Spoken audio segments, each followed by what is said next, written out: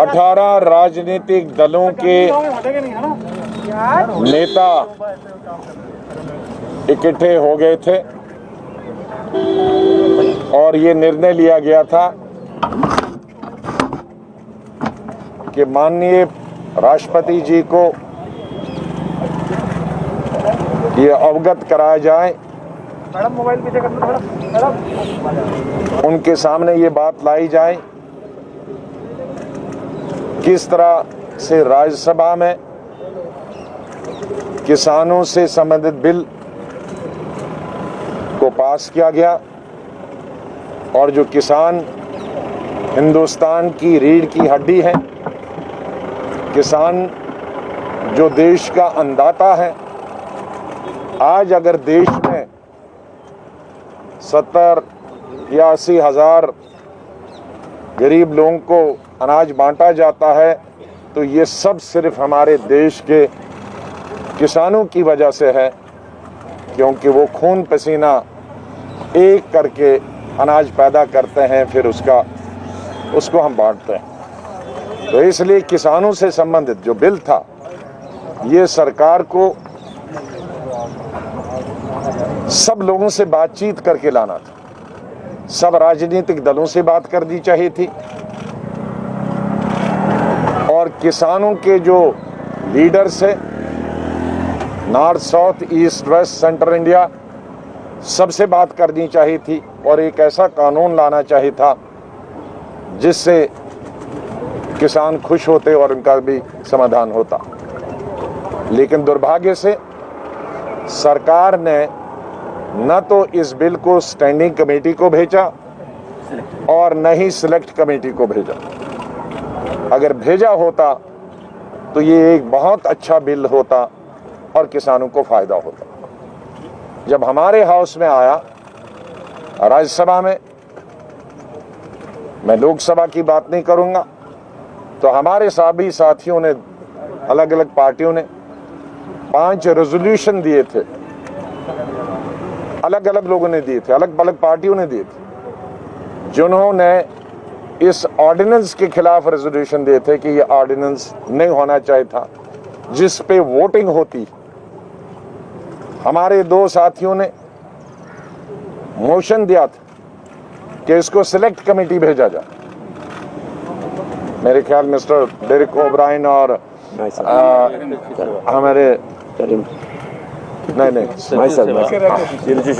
Richie Shiva ji ने दिया था, इन्होंने मोशन दिया था इसको सिलेक्ट कमेटी, और हम सब सहमत थे उसको सिलेक्ट करने कमेटी के, जितने भी 18 पार्टियां। ये नहीं हुआ।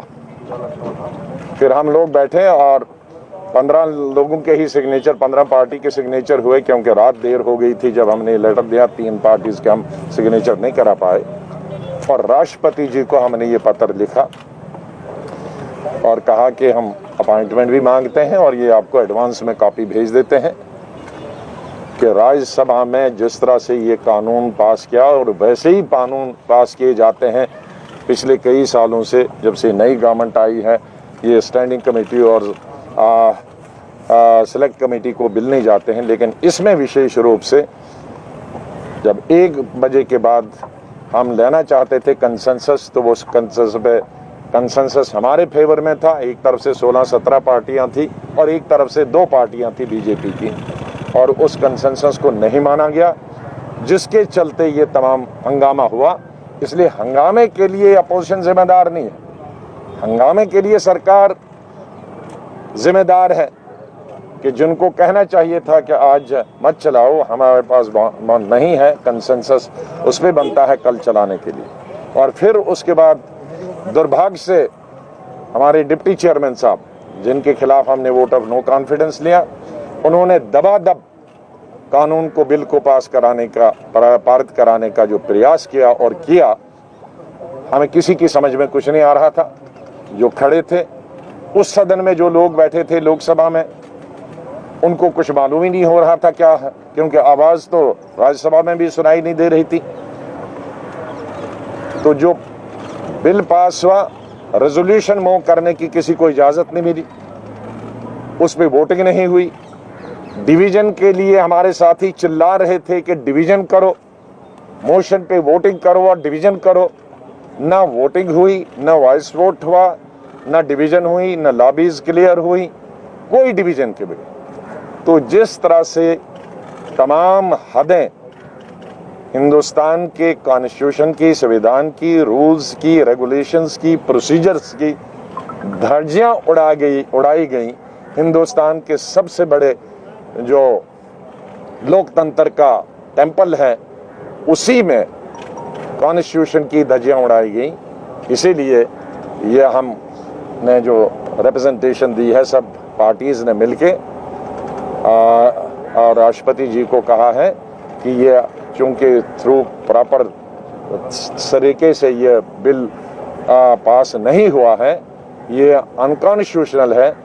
माननीय राष्ट्रपति जी इसको वो कानून भारत के संविधान के रखवाले हैं, वो इस बिल को वापस भेज दें और ताकि उसमें दोबारा से चर्चा हो जाए और थ्रू प्रॉपर रूट आ जाए और उसमें चर्चा के साथ साथ जो अमेंडमेंट्स हैं वो अमेंडमेंट्स भी लाए जाए, रेजोल्यूशन पे दोबारा वोटिंग हो जाए, तो तब जाके जब आएगा तब इसको अपनी स्वीकृति दे, वरना तब तक इसको आप स्वीकृति नहीं दे, इसको आप वापस करें।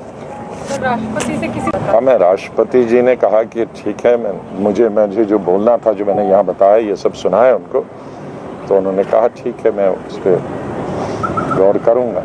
और राष्ट्रपति जितना कहते हैं वो यही कहते हैं। You want to say something? No, just enough.